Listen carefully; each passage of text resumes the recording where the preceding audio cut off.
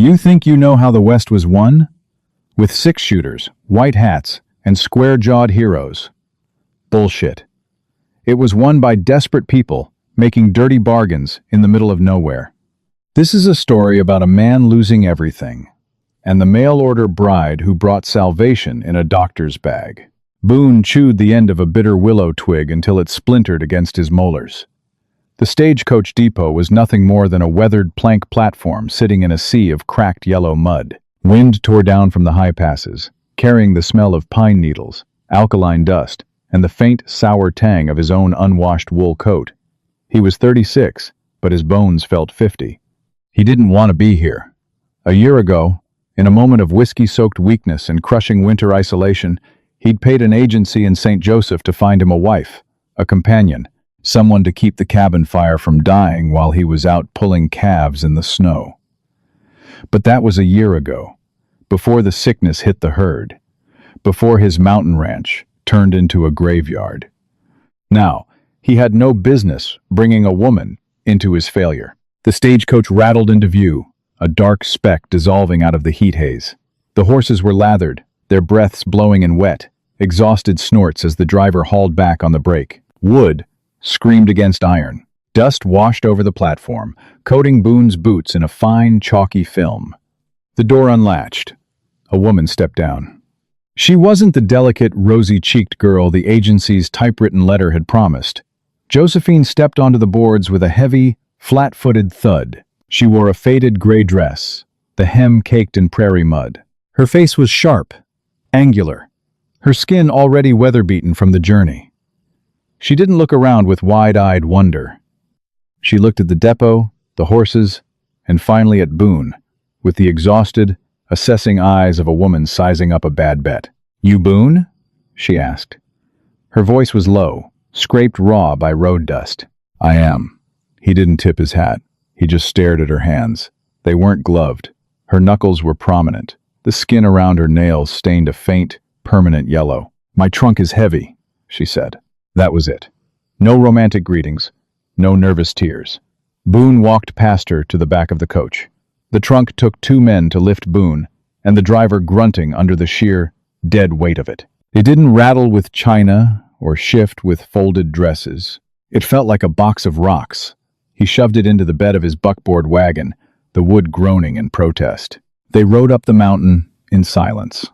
The wagon wheels jarred over deep ruts, sending vibrations straight up Boone's spine. The air grew thinner, colder. Josephine sat rigid on the bench beside him, clutching a worn wool shawl around her shoulders. She didn't complain about the cold. She didn't ask about the scenery. Boone gripped the leather reins, the coarse edges biting into his palms. He felt a sudden, suffocating urge to turn the wagon around. "I should tell her," he thought. "I should tell her there's nothing up here but dying cattle and a banknote I can't pay." He opened his mouth, but the pride clamped down hard on his throat. He said nothing. The transition from the valley to Boone's property was marked by a shift in the wind. The crisp mountain air suddenly thickened. Josephine shifted on the seat, her nose twitching. It was the smell of rot. Sweet, heavy, and sickening. Boone kept his eyes fixed straight ahead as they crested the ridge. The ranch sprawled in a high, bowl-shaped valley. It should have been a paradise of green summer grass. Instead, black specks dotted the lower pasture. Crows rose in a dark, shifting cloud as the wagon clattered closer. Josephine stared at the bloated carcasses of 3 Hereford steers lying near the fence line. Her face didn't crumple in horror. She didn't press a perfumed handkerchief to her nose. Her eyes just narrowed. "How many?" she asked, the question sharp as a cracked whip. Boone's jaw tightened. "Lost 15 this week. 30 the week before. Sickness." "What kind of sickness?" "Don't know. They stumble. Froth at the mouth. Heart gives out." Boone pulled the wagon to a halt in front of the log cabin.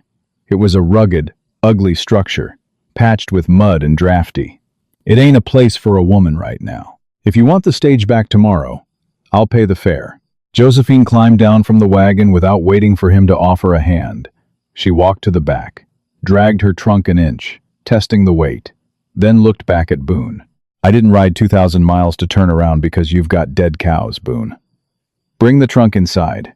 I need to boil water. Boone sat on the bench, the reins loose in his hands, completely off balance. He expected tears. He expected a temper tantrum. He hadn't expected to be given an order. He hopped down, his boots hitting the hard-packed dirt, and grabbed the trunk. That night, they ate stale biscuits and salted pork in the dim light of a kerosene lantern. The silence in the cabin was dense, suffocating. Boone watched her from the corner of his eye. She ate mechanically, swallowing dry food without complaint. When she finished, she didn't offer to mend his socks or sweep the floor. She unbuckled the heavy leather straps of her trunk. Boone waited for her to pull out a quilt, or maybe a Bible. Instead, she withdrew a heavy, brass-bound wooden box, a set of thick, leather-bound journals, and a roll of canvas that clinked with dull metal. She caught him staring. She didn't explain. She just snapped the trunk shut and went to the cot he'd set up in the corner, leaving him alone with the crackle of the wood stove and the crushing weight of tomorrow. The cold woke Boone before the sun. The fire had died to a dull red pulse in the belly of the stove. He swung his legs out of bed, the icy floorboard sending a shock through his wool socks. He looked across the small room. Josephine's cot was empty. The blanket was folded with rigid precision. Panic, sharp and irrational, spiked in his chest. She'd run. In the middle of the night, she'd packed up and walked down the mountain. He threw on his boots and coat, grabbing his rifle from the wall out of habit. He shoved the cabin door open, stepping out into the gray, pre-dawn light. Frost coated the dying grass like shattered glass. His breath plumed in the air. "Josephine!" he barked, his voice flat against the vastness of the valley. No answer. He marched toward the corral, his stomach twisting with a bitter mix of relief and stinging rejection. But as he rounded the corner of the barn, he stopped dead. She hadn't left. She was in the lower pasture. Boone jogged down the slope, his boots slipping on the slick frost. As he got closer, his stomach heaved. One of the young heifers had died in the night. It lay on its side, legs stiff. Josephine was kneeling right beside the carcass. Her gray dress was hiked up around her knees, the hem soaking up mud and dark, coagulated blood. In her hand was a scalpel. "What the hell are you doing?" Boone yelled, closing the distance. Josephine didn't jump. She didn't even look up. She had cut a massive, precise incision into the animal's flank, exposing the bloated rumen. The stench was catastrophic, a hot, foul blast of fermenting grass and decaying tissue. Boone gagged, stumbling back a step, throwing an arm over his mouth. Josephine didn't flinch. She plunged her bare hands into the cow's stomach. "Are you insane?" Boone choked out, eyes watering from the smell. He raised a hand, as if to physically pull her away, but the sheer horror of the scene rooted him to the dirt. "Get away from that!" "Shut up!" she snapped. It wasn't a request. It was an order delivered with absolute authority. She pulled a handful of partially digested green matter from the stomach and spread it across a piece of canvas she'd laid on the grass. She picked through it with her bloody fingers, her face inches from the foul mess. "I asked you yesterday what sickness this was, and you didn't know," Josephine said, her voice terrifyingly calm as she dug through the vile sludge. "You thought it was a contagion, a fever. Blackleg, maybe. It's spreading like one," Boone growled, fighting his rolling stomach. "Now step away from the animal, woman. You'll catch it." "It's not a disease." Josephine stood up, wiping her blood-slick hands on a rag she'd pulled from her apron. She walked over to him, holding up a clump of half-chewed green leaves. "Look at this." Boone squinted at it, repulsed. "It's grass." "It's times, Delphinium Barbie," she corrected, her eyes burning with a sudden, fierce intelligence that entirely transformed her tired face. Tall larkspur. "Where are they grazing? The upper ridge?" Boone blinked, completely derailed. Yeah, the snowmelt pooled there. Grass is thicker. It's not just grass growing there. Larkspur thrives in deep soil after snowmelt. It's highly toxic to cattle, especially before it flowers. Your herd isn't sick, Boone. They're poisoned. Their neuromuscular junctions are blocking. They stumble, their lungs paralyze, and they asphyxiate. Boone stood frozen. A mail-order bride from the city, standing in his frozen pasture, hands coated in cow's blood, lecturing him on botany and anatomy. "How do you?" He swallowed, his throat dry. "How do you know that?" "My father was a veterinary surgeon back east. I was his assistant for 10 years, until he drank himself to death and left me with his debts. The agency didn't think a man looking for a housewife wanted to hear about my proficiency with a bone saw or toxicology." She tossed the bloody leaves to the dirt. "I didn't come here to bake bread, Boone. I came here to survive."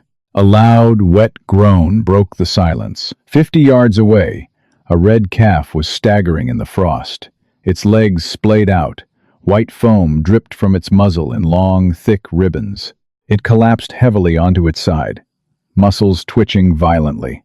"It's dying," Boone said, the familiar defeat crushing down on him. He reached for the rifle slung over his shoulder. "I'll put it down." "Put that gun away," Josephine snarled, dropping the rag and sprinting toward her open trunk, which she had dragged all the way out to the fence line. Boone stood uselessly as she pulled out glass jars, a mortar, and a large metal drenching syringe. She was working furiously, dumping black powder-activated charcoal into a metal bucket, followed by a dark liquid that smelled sharply of minerals, and a handful of Epsom salts. She whisked it together with a wooden stick until it formed a thick, black slurry. "Come here," she yelled, hauling the heavy bucket toward the thrashing calf. "Hold its head!" Boone hesitated for a fraction of a second before instinct took over. He dropped his rifle and ran to the calf. The animal was panicking, kicking out with sharp hooves. Boone threw his weight over the calf's neck, his knees slamming into the hard dirt. The calf thrashed, a hoof clipping Boone's jaw, sending a spark of pain through his skull. "Hold him still!" Josephine dropped to her knees beside him. She grabbed the calf's jaw, her hands slipping on the foam. With brutal, unhesitating force, she wedged her fingers into the corner of the animal's mouth, forcing its jaws apart. She jammed the metal tube of the syringe deep into the back of the calf's throat. "Keep his head up. If it goes in his lungs, he dies anyway." Boone gripped the calf by the ears, pulling its head back against his chest. His heavy wool coat soaked up the sour froth. He could feel the erratic, terrifying race of the calf's heart against his own ribs. Josephine depressed the plunger, forcing a massive dose of the black charcoal sludge down the animal's throat. The calf gagged, coughing up black spittle, its eyes rolling back white. "Again," she grunted, refilling the syringe from the bucket. She forced another dose down, and another. For 10 minutes, they fought the animal. They were both covered in mud, spit, and black charcoal. Boone's muscles burned. His jaw throbbed where he'd been kicked. Finally, the calf went limp, its breathing shallow and raspy. Josephine sat back on her heels, chest heaving. Sweat cut clean lines through the dirt on her face. She looked at the calf, then at Boone. "The charcoal binds to the alkaloids," she said, her voice shaking slightly now that the adrenaline was fading. "The salts will flush it out, if we got it in time." Boone looked at the mail-order bride he had resented for existing. Her dress was ruined. She smelled of bile and death. There was charcoal smeared across her cheek. She was the most magnificent thing he had ever seen. "Will it work?" he asked, his voice entirely stripped of its earlier arrogance. "We'll know by tonight." She climbed to her feet, her joints popping. She looked down at him, her expression guarded, expecting him to yell, to assert his pride, to diminish what she had just done. Boone didn't yell. He looked at the dead steer she had cut open, then at the calf breathing quietly in his lap.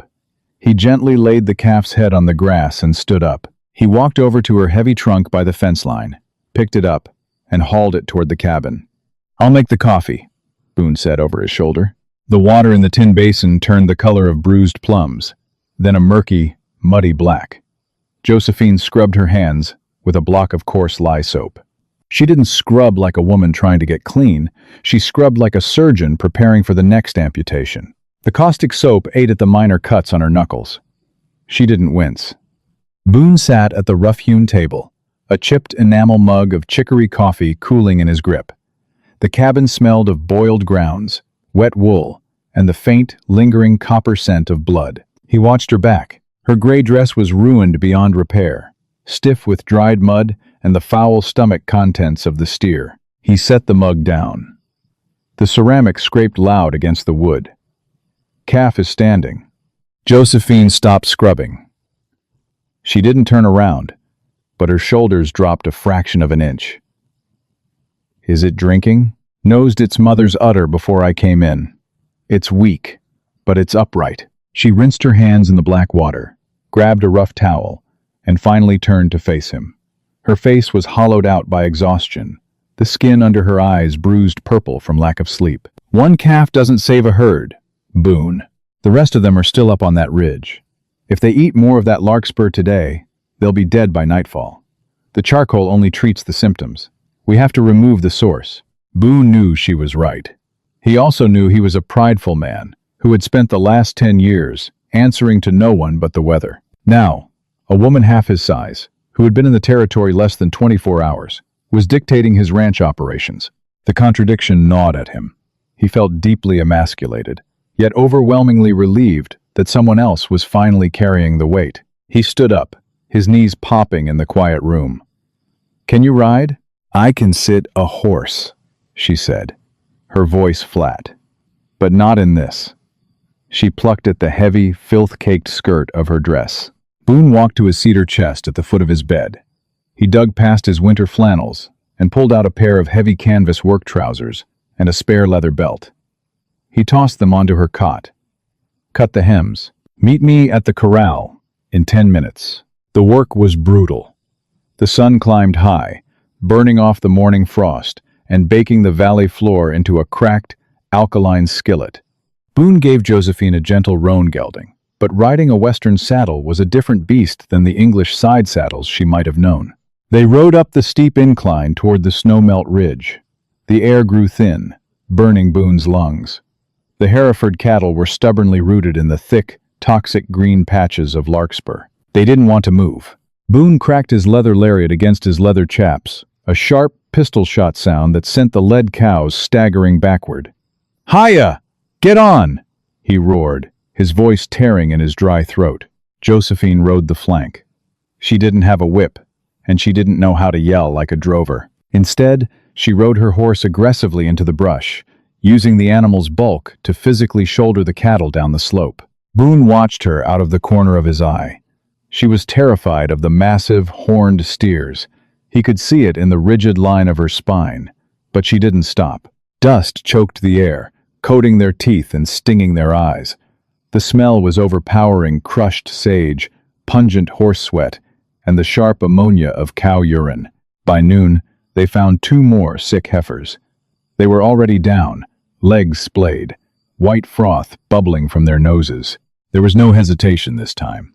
Boone threw himself from the saddle, hitting the dirt hard, and wrestled the first heifer's head into his lap. Josephine was right behind him, dragging the heavy metal bucket of charcoal slurry she'd strapped to her saddle horn. It was a violent, mechanical rhythm.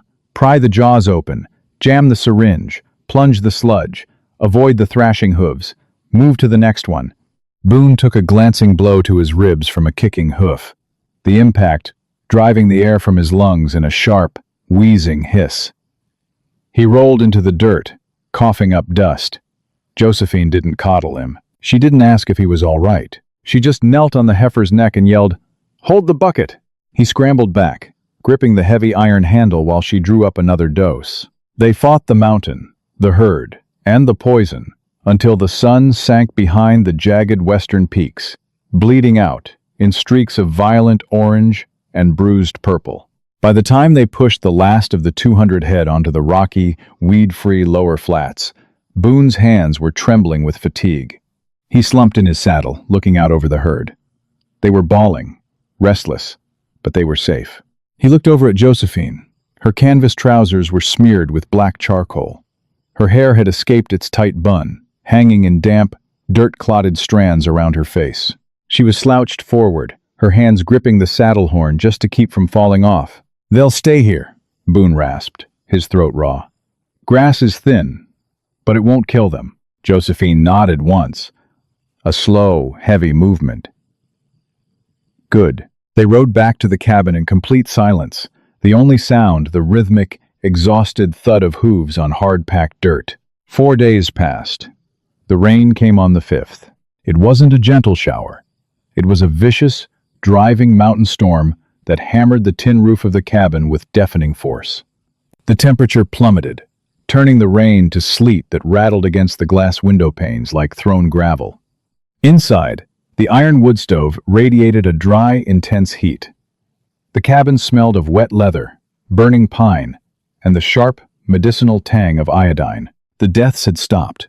2 of the drenched heifers had died, their hearts giving out before the charcoal could bind the poison, but the rest of the herd was stabilizing. Boone sat on a wooden stool near the stove, systematically working neat's foot oil into the cracked leather of his bridle. The repetitive motion was grounding. Across the room, Josephine was sitting on her cot, a needle and heavy black thread in her hand, trying to mend the tear in her gray dress. She dropped the needle. It hit the floorboards with a tiny times ping. Boone looked up. Josephine was staring at her hands. They were ruined. The skin across her knuckles was split and weeping clear fluid. Blisters from the rough leather reins had popped and filled with dirt. Her fingers were trembling so violently she couldn't pick up the needle. Boone set the bridle down. He wiped the excess oil from his hands onto his canvas pants. He walked to the small shelf above the wash basin and pulled down a flat tin. He walked over to her cot and dropped the tin on the wool blanket beside her. "Tallow and beeswax," Boone said, his voice a low rumble under the noise of the rain. "For the cracking. It'll sting, but it seals the skin." Josephine looked at the tin, then up at him. The cynical armor she'd worn since she stepped off the stagecoach was fracturing. "I can't feel my fingers," she whispered. It wasn't a complaint. It was a raw, terrified admission. Boone didn't offer a hollow comfort. He pulled up a chair and sat facing her. He pried the lid off the tin. The smell of rendered animal fat and sweet wax drifted up. "Give 'em here," he ordered gently. She hesitated, then extended her hands. Boone took them. His own hands were massive, calloused, scarred by barbed wire and rope burns. He dug a thick glob of the salve from the tin and began working it into her battered skin. He felt her flinch as the salve hit the open splits, but she didn't pull away. "I was going to lose it all," Boone said quietly, staring down at her knuckles. He didn't look at her face. It was easier to confess to the dirt. "The bank in Denver holds the note on this land. Due in 2 months. When the herd started dying, I stopped sleeping. I just sat on the porch with my rifle, trying to figure out if I had the guts to put a bullet in my own head before the bankers showed up." Josephine's breath hitched, barely audible over the sleet. "I sent that letter to the agency a year ago," Boone continued, his thumbs pressing the wax into her palms, "before the rot set in. But when you got off that stage, I figured I'd just brought a woman up here to watch me starve. I wanted a wife because I thought I was going to die up here, and I didn't want the crows to find me first." He finally looked up. He expected disgust. He expected her to pull her hands away. Josephine was staring at him, her gray eyes stripped of all pretense. "I answered your letter because my father owed $3,000 to men who break legs for a living," she said, her voice steady, though her hands were shaking in his grip. "They were going to take the debt out of my hide. I picked the furthest place on the map. I didn't come here looking for a husband, Boone. I came here looking for a foxhole." Boone stared at her.